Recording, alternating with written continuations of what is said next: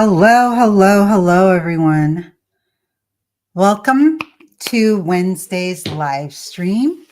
Sorry, I'm a couple minutes late, or maybe just a minute or so late. Thank you all for being here live, or if you are watching me on the replay, if you are here live, let me know if you have any questions.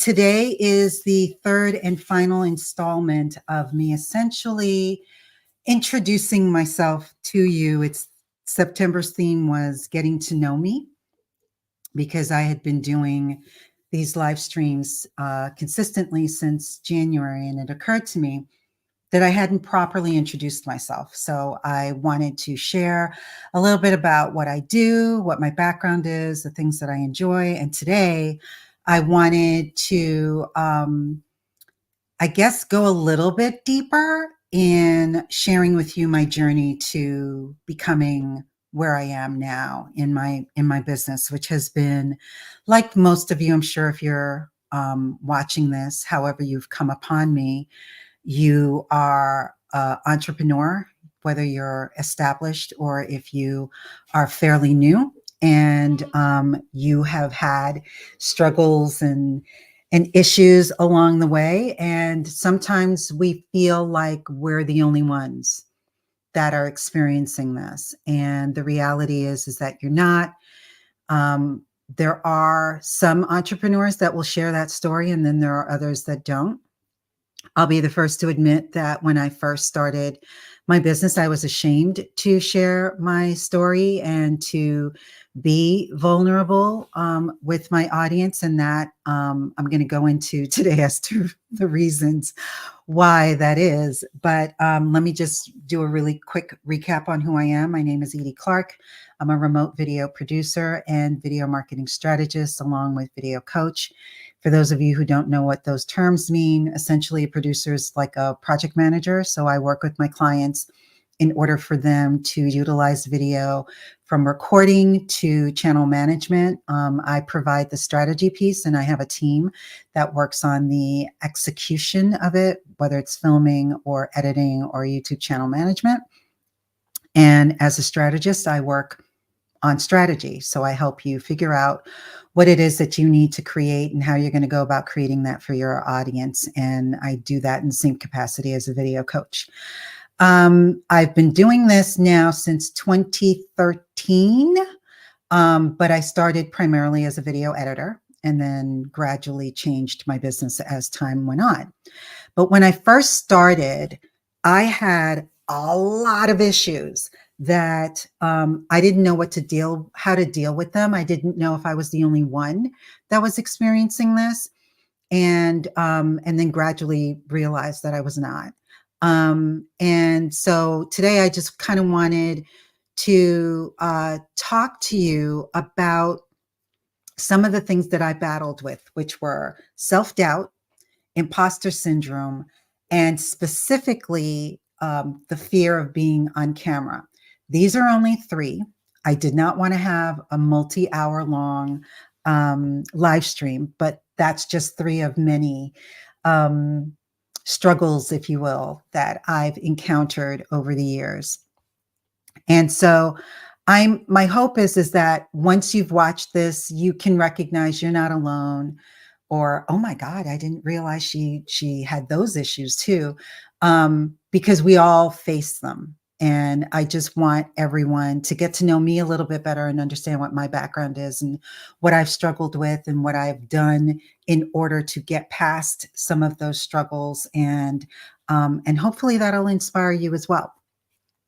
So first, talking about the struggles of self-doubt.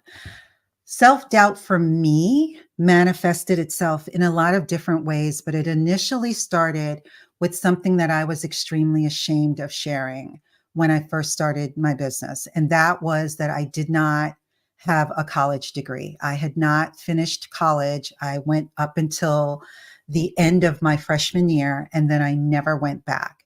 And it wasn't that I flunked out or anything like that. I chose not to continue my college education because I was a little cocky as an 18-year-old and assumed that I knew everything. And so therefore, I did not feel that I needed to continue my education because I had had the privilege of working in video production and television. And so I was like, there's nothing that a school was going to be able to teach me. As I got older, I felt like, oh, well, that was a big mistake. I shouldn't have done that.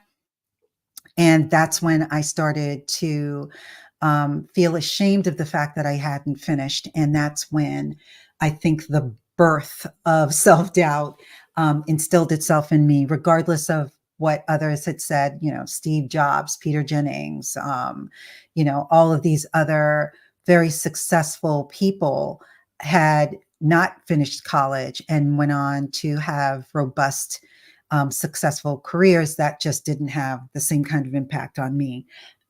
So that was sort of when it started.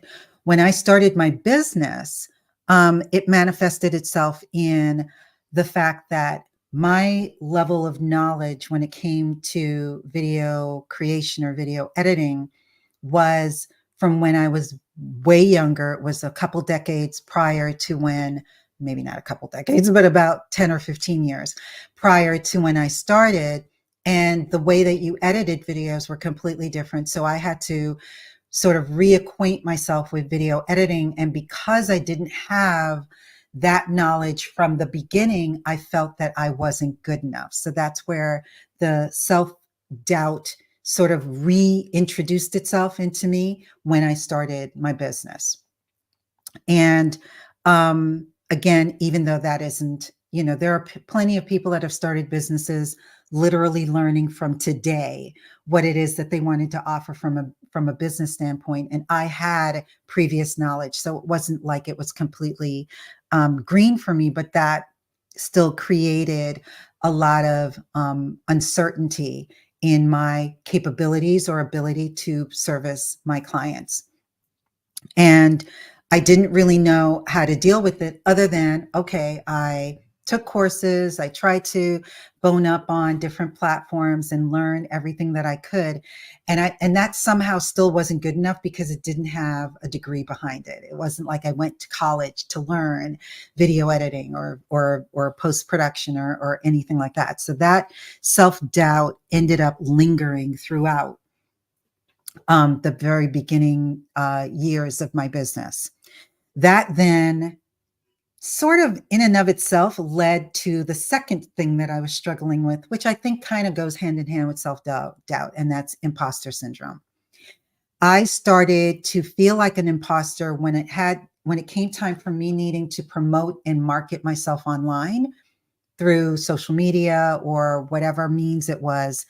I kept saying to myself, well, who the heck am I to be giving out advice or telling people how they should do things when I felt that I wasn't good enough or I wasn't deserving of that privilege to sit here in front of you and tell you anything. I didn't, regardless of how long I'd been on this earth, I still didn't think that I had any more knowledge than the person next to me, because I felt that what I knew, anyone else could know. And therefore, that didn't put me in a position where I could express what I felt that was needed for somebody to be able to learn from me. So that kept me back for a good period of time. And then the final struggle was videophobia, or the fear of being on camera. And again, that all entailed the first two of self-doubt and imposter syndrome, where I was always uncomfortable from when I was younger, being even just having photographs taken of me. So that was one thing. I just didn't like the way that I looked, and I was heavier. Back then, I was probably about 60 to 70 pounds heavier than I am now. And so that was something that I was uncomfortable with. And everyone that I had seen that was, whether they were doing exactly or similar to what I wanted to do, or if they were doing something completely different, did not look like me. And they were all like, polished professionals. They wore makeup, they had their hair did, they were skinny, they could be models, or they could be people that naturally were on camera all the time. And that wasn't me. I was extremely uncomfortable. I would stumble over my words, and I had perfectionitis big time because I didn't ever want to send anything out that wasn't absolutely perfect because it looked like everybody else was perfect, even though I did see sometimes that they would fumble or make mistakes and just sort of poke fun at themselves. But I couldn't do that because I saw that I had all of these other flaws on top of that. In addition to not being comfortable being seen on camera, there was that fear of judgment and fear of rejection that came along with video, that if you did a video, nobody was going to look at that video.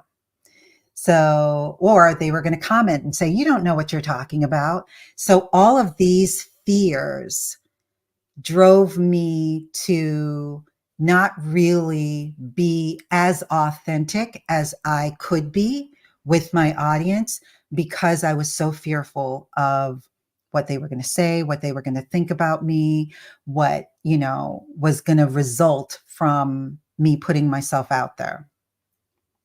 But then I decided I knew I needed to do something about it.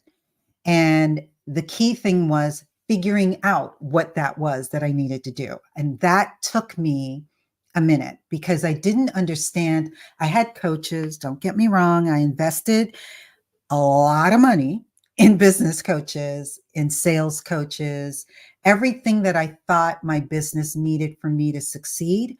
I invested money into trying to figure that out. The one thing that I never thought that was the problem was me.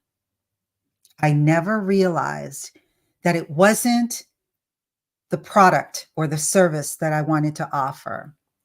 It wasn't the way in which I wanted to present that offer. But what the problem was me. And I had to deal with those issues if I wanted to see any kind of result. At the time, I would always hear about life coaches or mindset coaches. Had no clue what that was. Um, would have probably by themselves never thought that that was something that I needed until I did join a program where I got a business coach, I got a mindset coach, and I got sort of like a pseudo life coach. I don't remember if they were calling themselves that. And that experience kind of made me realize, oh, okay, there's something deeper that I need to delve into. But that was an expensive process for me. And there was still a lot of things that I wasn't really sure of. And so I stopped paying thousands of dollars a month for that. And, time would go on and I would still be struggling, still trying to figure things out. And what I realized was, I guess the best way I could realize how I identified what my struggle was and how I needed to find support and guidance was similar to how it used to be for me when I first moved to New York. For those of you who missed the very first episode, I was born in New York, but I was raised in the Virgin Islands. So I only used to come to New York for summers. I was completely unfamiliar with being here for the winter, anywhere where it was cold for the winter. And I would say for about the first year and a half, if not longer, I had a perpetual cold from the minute that I landed from St. Thomas until easily a year to a year and a half afterwards. And I kept thinking, oh, I wasn't taking the right medicine for it. So I would try one medicine over another. And that wasn't the issue. It turned out was that I wasn't dressing properly. I wasn't dressing in layers and I wasn't dressing based on the temperature of outside. And I say that because for me, I kept thinking that the problem was something else other than what it was. And I wasn't addressing and understanding fully what my struggle was. So therefore, the solution or the support and guidance that I needed was, although it it was good to get business coaching, to get sales coaching. That was all a necessary, informative, educational process, but it wasn't what I needed. And it didn't happen until, for me, it was a slow process. I first started by just searching online for what could help me. And for the love of God, I can't remember how I came across this book, but I ended up coming across a book called Hello Fears by Michelle Poler. And what that book was, and the reason why it inspired me, and it essentially inspired what I'm doing right now, is that this woman was extremely fearful of a lot of things. And she challenged herself to tackle fears one day at a time for 100 straight days. And she then was smart enough to document them. And so she ended up putting them on YouTube initially to share with her family and friends. And then it kind of blew up from there. And I admire what she did because she tackled a lot of fears that most of us have. I mean, any kind of fear you can think of, walking naked in public, I mean, any kind of fear that you can think of, she tackled. I'm not that brave. My fear was doing live streams and being consistent doing those live streams. And that's what I decided to do late last year. And I started in January. And so she's kind of the impetus, if you will, behind me doing something like this. So I'm like doing my own little version of Hello Fears. But what that made me recognize in reading her book, and you can tell if I love a book, if I listen to it and then I buy the book. And with her book, I listened to it. I'm an Audible freak. I listened to the Audible and then I went out and physically bought the book and then reread the book and did all of the different exercises. I also like books that have like exercises in them for you to do. And what I liked about her book, and the reason why it had an imprint on me, was because it made you realize that regardless of what your fear was, you could overcome it. It didn't matter how big you thought it was or how small it could be, that you could attack it, you could do it, and it would instill in you a sense of confidence that would lead you to do something even bigger the next time.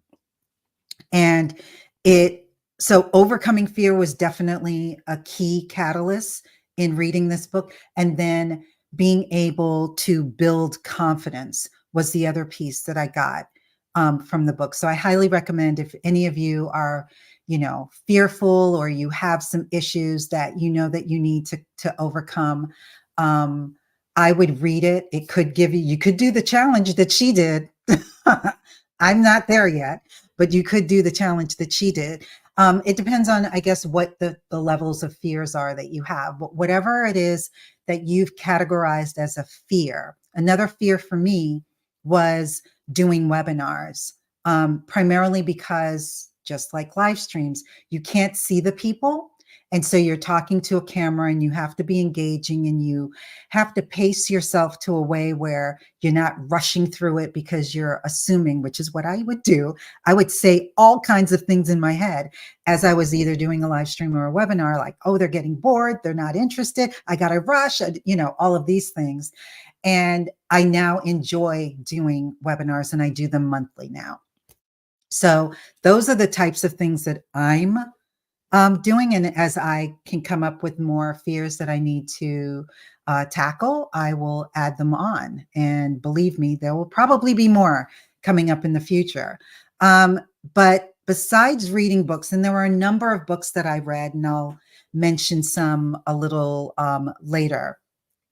All of those books played a role in helping me understand myself a little bit better, understand the struggles that I was going through, understand that there are solutions and things that I could do in order to overcome those struggles. So reading books or listening to podcasts of coaches, whether they're life coaches, which I'm going to go into in a second, or self-help guru type people, are also things that would definitely have an imprint on your life. The other thing was that I did have some really good coaches throughout the years. Rachel Rogers is one of them. She's a business coach, but she also provides mindset coaching in within her program as well. Dean Graciosi, who has a partnership with Tony Robbins, is another program that I've benefited significantly from. They open up their platform to a lot of other coaches that run the gamut, from Brendan Burchard to, oh my God, I can't even think of, I'm drawing a blank all of a sudden on all of the different people that I've learned from in that program. So definitely gaining insights and strategies from coaches is definitely something that could benefit you as well. And it benefited me. It helped me sort of narrow down exactly what my issues were, and how I needed to go about trying to seek help. Self-help gurus like Brene Brown, Mel Robbins definitely have helped um, get me to a point where I could listen to their audiobooks, or I could listen to their podcast, or I could do some of the tactics that they implemented. And that definitely helped. Even doing things like the Calm app, using the Calm app helped me tremendously, because one of the things that I recognized that I had was anxiety issues. And so having the Calm app, doing meditation, definitely helped. Um, Other than that, what I then also did was I sought help from a therapist that I still speak to, that I see on a monthly basis. Every like 3 to 4 weeks, I see my therapist. And so that gives me the ability to lay out some of the issues that I may have, and having somebody that's a soundboard and that can sort of guide me without telling me what to do is definitely helpful. Having a business mentor slash business coach is also something that has helped me, because I had a lot of self-doubt. So whenever I would come up with really amazing, great ideas. And then by the time, I don't even know what length of time, because it wouldn't necessarily be a long length of time, I would start to slowly talk myself out of whatever that idea was. Now, with a business mentor and business coach, I'm able to share my ideas, and I can get that reinforcement to stick with it. So that's where those two things have helped me. And, these strategies and these capabilities that I've been able to implement have led me to allowing myself to be more vulnerable, have led me to the point of me doing this live stream and me sharing these thoughts with you. Because I never thought that my audience would be interested in wanting to know this. Even though I saw other people do it and was always like amazed at how brave they were. I remember the first time I heard the term um, imposter syndrome. And it was on a live stream that a sales coach was doing. And I was like, wait a second, you have imposter syndrome? Because I had always gotten this impression that everybody that I heard had it all together. They know what they're doing. They're confident. They're strong. They don't have any self-doubt. And to hear that others that you admire, that you listen to, that you get advice from, and that you work with, have the same issues that you've had, but they're able to overcome them seemingly, really gives you the strength that you need to carry on and to figure out what you need to do that will prevent you from stopping yourself in your tracks. And that's all that it is. A lot of times for us to have success, it's just really a matter of us acknowledging what is the problem, what is the thing that we're struggling with, and how do we need to get past that? Do we need to hire somebody? Do we need to take a course? Do we need to talk to someone? What is it that we need to do in order to get past that? And believe it or not, there are people that you could work with, that you could hire, that could help you identify what the problem is, because you may not, in some instances, we're too close to ourselves to identify what that struggle is. But if we speak to someone, which I was always good at, I could identify everybody else's problems. I could tell them and guide them through the things that they needed to do, but I was too close to my own for me to be able to identify that. And that's just, I think, the nature of how things are in life. I don't think it really matters what you do in terms of what profession you're in. Everybody experiences that. So I want you to know, if you have self-doubt, there is a way for you to be able to overcome it. It is natural. Everybody has it. But do what you need to do in order to figure out what you have to do in order to get over it, because it could prevent you from achieving the things that you want to achieve and from moving forward in your career or even in your life. Because I think a lot of these things apply regardless of whether it's for your professional life or not. And then just being able to face your fears, particularly when it comes to video. I can completely relate because I've been there and I understand what it takes to get over that fear. And there's just little baby steps that you have to take.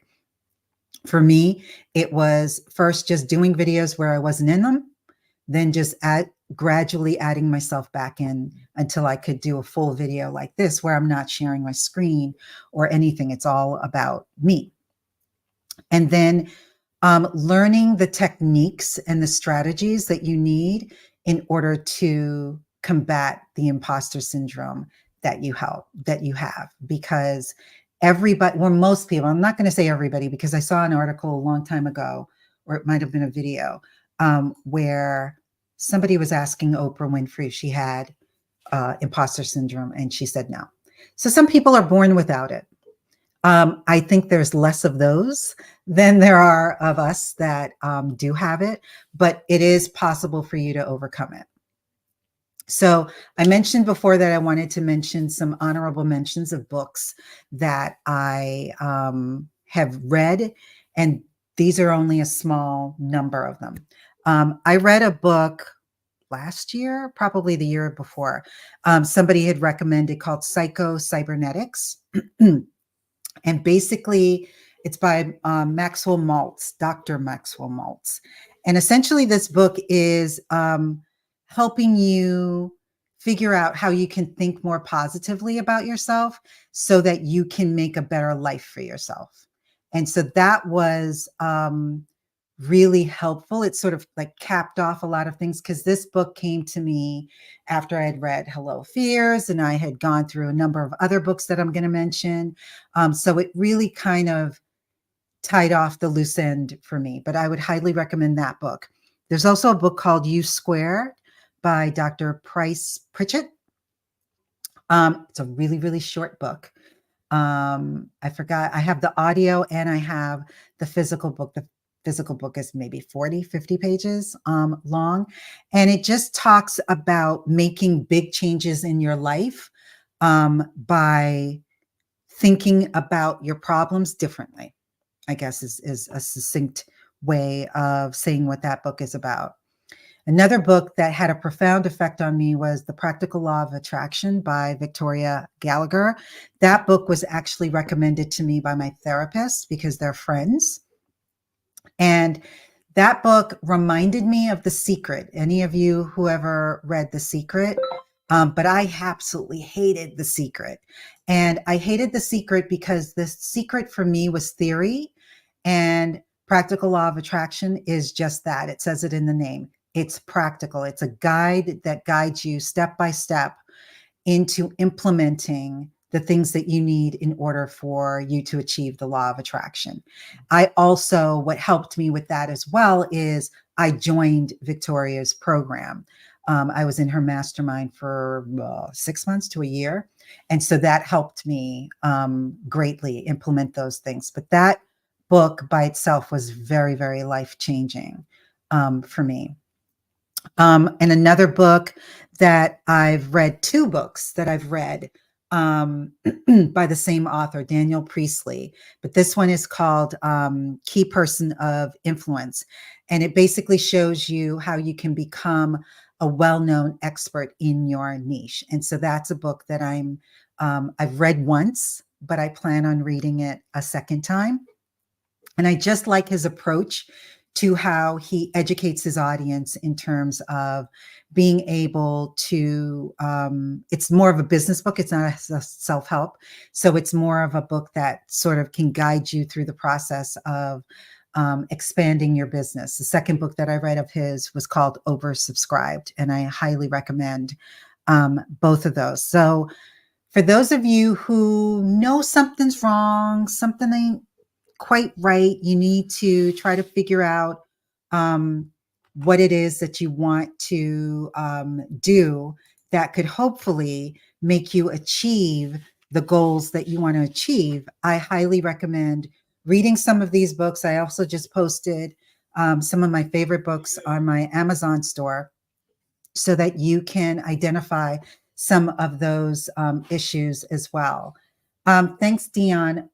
You need a business coach. Yeah, most of us need business coaches because it's really hard to start a business. It's like I didn't, for those of you who missed the very first episode that I did the second week of September, I didn't start my business the way that a lot of other people, and there's so many different ways that everybody's started businesses, but a lot of people have technically started their business because it's sort of an offshoot of what they did in their 9 to 5. Whatever it was that they were an expert at that they did in their 9 to 5, they then came out and started to do as a business on their own. So with that came the knowledge, the protocols, the management. You kind of knew what you were doing. The only difference was you didn't have to answer to a boss. You weren't working for a particular company.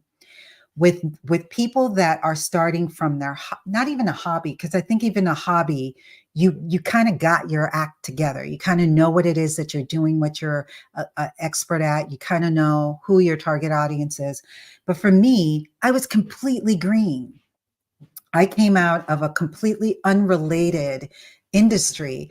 And even though I had had experience with video and television production, I wasn't doing what I was doing in that capacity in the business that I was starting. So I was starting from scratch and I had no guidance in terms of what it was that I needed to do first.